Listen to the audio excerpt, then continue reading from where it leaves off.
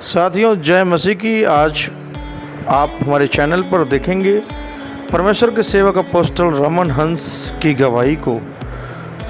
परमेश्वर के सेवक अपोस्टल रमन हंस ने आखिर अपने जीवन से जुड़ी हुई गवाहियों के बारे में क्या कहा और क्या सुझाव दिया मसीही विश्वासियों को, और उनके जीवन में क्या बदलाव अब तक आया और किस तरह उन्होंने प्रभु यीशु मसीह की सेवकाई को चालू किया। यह सब जानने के लिए कृपया वीडियो को अंत तक जरूर देखें, और वीडियो अच्छा लगे तो सब्सक्राइब करें, लाइक करें, कमेंट करें, शेयर करें। जय मसीह की। मैं जानता हूं जब मैंने सेवकाई शुरू की उससे पहले मेरे पिताजी, मेरे फादर सेवकाई कर रहे थे, आज भी कर रहे हैं। मेरे डैड की जिंदगी ऐसी थी, वो पुलिस की जॉब करते थे, उन्होंने पुलिस की जॉब छोड़ दी। उनका एक अपना बहुत बड़ा बिजनेस था, उन्होंने वो भी छोड़ दिया। हमारे पास 10-15 एकड़ हमारी अपनी जमीन थी और कुछ अभी भी है, लेकिन वो सारी की सारी शैतान ने हमें बर्बादी में डालकर बिकवा दी, कर्जे में। मेरे जो ग्रैंडफादर थे वो बहुत ड्रिंक करते थे, वो नेवी रिटायर ऑफिसर थे।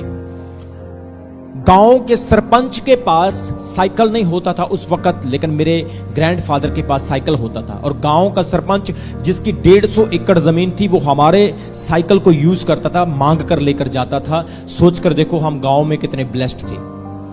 लेकिन शैतान ने हमारे पूरे घर को अल्ट पल्ट करके रख दिया, हमारा पूरा जीवन विनाश कर दिया। इवन मेरे डैड की लाइफ को, जैसे मेरे ग्रैंडफादर की डेथ हुई, वही हैबिट्स, वही सेम स्पिरिट मेरे डैड में आ गई और वही हैबिट्स मेरे डैड की हो गई। लेकिन मैं बताना चाहता हूं, जब होली स्पिरिट हमारी लाइफ में आया, जब परमेश्वर को हमने ग्रहण किया, हमारी सिचुएशन, हमारे हालात उस दिन से आज गवाही है, बदल चुके कंप्लीटली। परमेश्वर ने इतना ब्लेस किया, इतना यूज किया।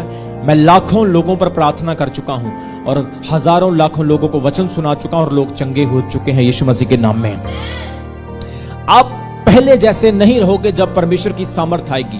प्रभु यीशु मसीह ने अपने चेलों को कहा कि जब मैं तुम्हारे साथ था तो बड़े काम होते थे, लेकिन अब तुम्हारे पास कुछ भी नहीं है, लेकिन मैं चाहता हूं कि एक पावर, एक समर्थ तुम्हारे पास रहे, ताकि तुम मेरी कमी को महसूस ना कर सको। वो समर्थ तुम्हें हालातों में, सिचुएशंस में, खाइयों में, वैलीज में, डेथ में, परेशानियों में, दुनिया के भूचालों में, अकालों में, महामारियों में, स्ट्रेस में, टेंशन में, ट्रबल्स में, दुखों में, वो समर्थ तुम्हें खड़ा रखे, वो समर्थ तुम्हें अवेक करे, जगा के रखे। आज मेरे प्रियो, आपको भी उस समर्थ की जरूरत है। बोलो आमीन।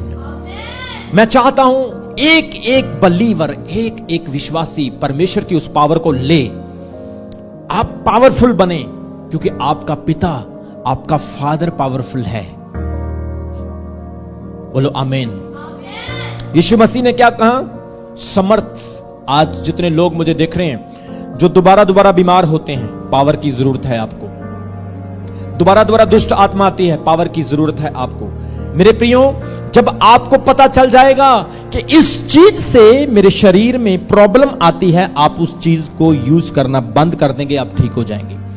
लेकिन जब आप समझेंगे नहीं तो वो दोबारा आपके ऊपर अटैक करेगा।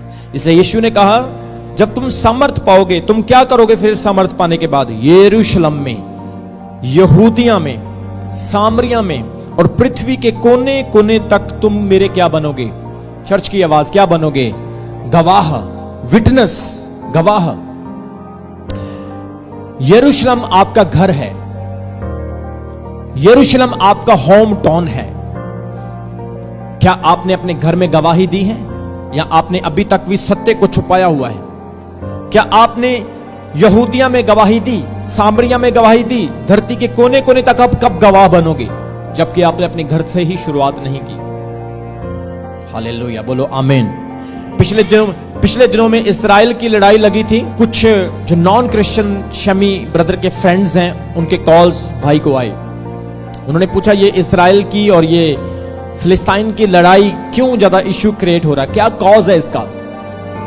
भाई शमी ने कहा, देखो भाई, वो जमीन खुदा की है, वो देश परमेश्वर का है, खुदा उसे बहुत प्यार करता है, और जो व्यक्ति उस देश को जब्त करने की, कब्जा करने की कोशिश करेगा, परमेश्वर खुद लड़ाई लड़ेगा। और यीशु मसीह अंत के दिनों में उसी जमीन पर भी अपना पहला पांव रखेगा। ब्रदर शम्मी ने उन मतलब के नॉन क्रिश्चियंस लोग जो एक वक्त था कि प्रभु से दूर थे, आज प्रभु के वचन को जानने की कोशिश कर रहे हैं। गवाही, विटनेस अगर आपके अंदर होगी तो आप दूसरों से शेयर करोगे। इसलिए आज आपको जरूरत है आप परमेश्वर की सामर्थ को पाएं, आप प्रभु की पावर को ले लें। पावर क्या है? आप आज भी वही हैं, कल भी वही रहेंगे। बोलो आमीन।